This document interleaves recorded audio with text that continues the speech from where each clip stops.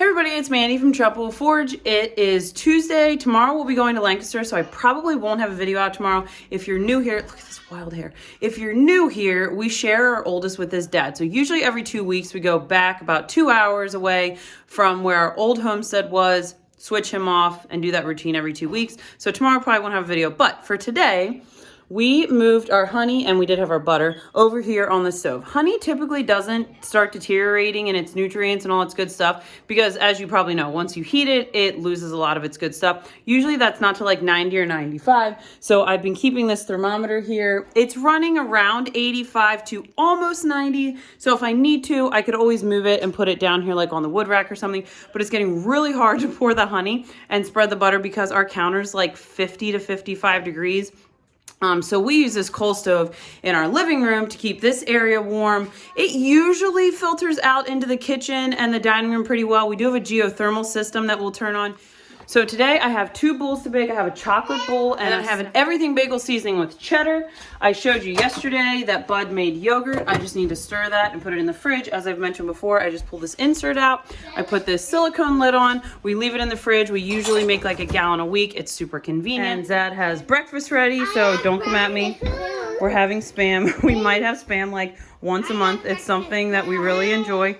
Here's my super controversial pile of thrift store stuff from our decluttering projects that I'm joking because it's been very controversial on Facebook. Barbecue glaze on them. Oh, Asian barbecue glaze on the old Spam, some dippy eggs, and this is yeast bread.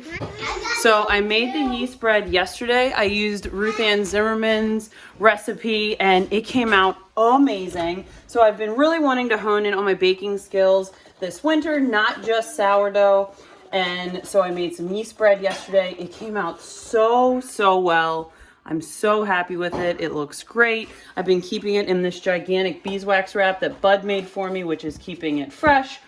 And we made 2 of those loaves, so that should last us for a few more days. All right, so I've talked about yogurt about 400 times, but I just want to show you like how thick this yogurt is. It is amazing. I never have to strain our yogurt. And I'm telling you, the difference is I used to make yogurt with, it was from a local dairy still, but it was Holstein milk and it was pasteurized and it was great. Still got all the fermented benefits and blah, blah, blah. But ever since I switched to making our yogurt with raw A2 milk, and I totally get that not everybody has access to this or it's not affordable. Do you like my, speaking of the milk, I totally realize that not everybody has access to this, and we have some local Amish farms that we can get this from until we get our own dairy cow.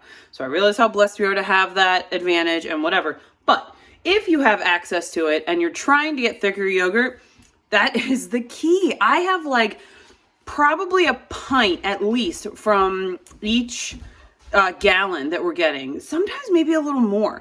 And I'm telling you, that thick cream, the butter fat in that Jersey milk has made this yogurt like, it transformed it. Our yogurt was good before, but it was always like a little bit thin, wasn't quite as rich. This is the best. I love this yogurt. So if you have an opportunity to switch to that kind of milk that would fit in your family's diet, you have access to it, blah, blah, blah, and you're trying to make some thick yogurt, that's the key.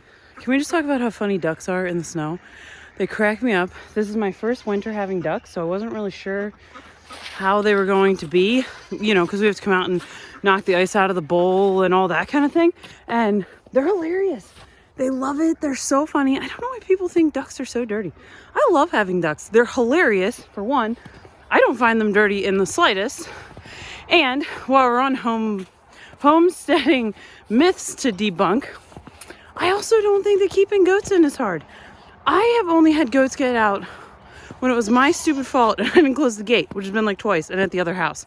I have had no issues. If you have good fencing, it is not hard to keep in goats. Don't let anybody tell you that you shouldn't get goats because you can't keep them in. I feel like I should mention too that we only had this fence put up in the last 3 or 4 months.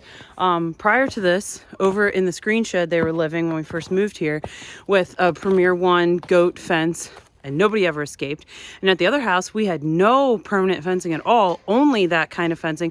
And the only reason we went with this here is because it's rocky, because we're at the bottom of the mountain, and trying to get those fiberglass poles in is hard. So that's the only reason we went with a hard fence here. Now, there's a lot of other benefits to this, but at the other house, we used fiberglass poles, and Nobody ever escaped. It was never a problem.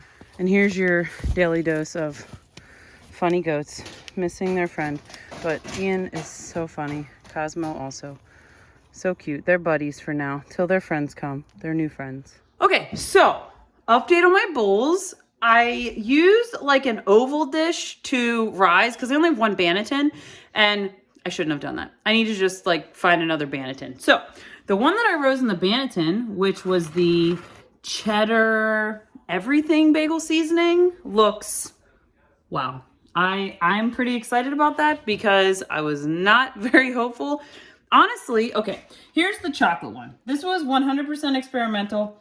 It has some spring to it. They just came out, so I don't want to cut them because if you cut them before like the hour markish, then they can get kind of gummy, and we don't want to risk that. This was sort of experimental. We'll see what happens. I'm not sure. I'll keep you posted here shortly. This one was like kind of dense feeling. Like I didn't feel like it rose really well. And so I didn't think it was going to do well, but I'm pretty excited. That looks really good. All right. So we had just a little bit of the bacon cheeseburger bread pudding left. There's maybe like a serving-ish after tonight's dinner, which the littles might decide to eat at some point, but who knows. So we got that ready. Bud's going to grab some homemade ketchup / barbecue sauce in the pantry.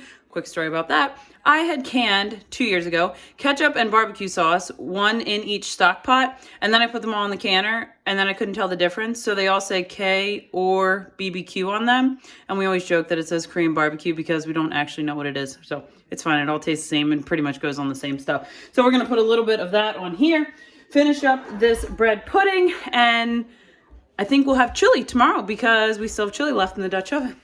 All right, so we finished up dinner. I am working on some whipped tallow balm. So I've been offering tallow balm for maybe a year or so now, and I've been getting a lot of requests for whipped tallow balm. So that's something that I was working on tonight, kind of like refining that process and how I want to do it. I didn't get into any big food projects today because we're going to be gone a good chunk of tomorrow because we have to take Bud down to his dad, which is about 2 hours away. So I didn't want to like start rising bread or any kind of like involved process like that. So I'll be back with you guys on Thursday. I definitely need to start working on some of the pumpkins in the pantry. They're fine, but I probably need to get them roasted. I think I'm probably going to put them in the freeze dryer and make some pumpkin powder.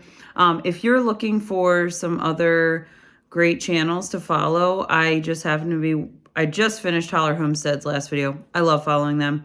They're probably my favorite, them and Three Rivers Homestead.